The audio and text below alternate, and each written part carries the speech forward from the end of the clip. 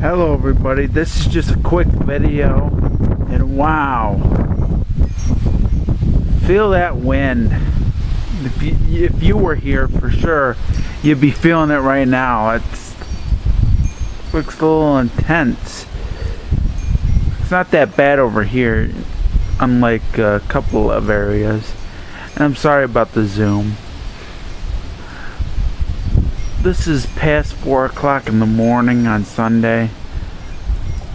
Right now, Hurricane Irene hasn't hit us yet. I don't know how much of it we're gonna get. I don't know. Eventually I will find out when it comes. Probably won't hit until about 6 or 7 o'clock.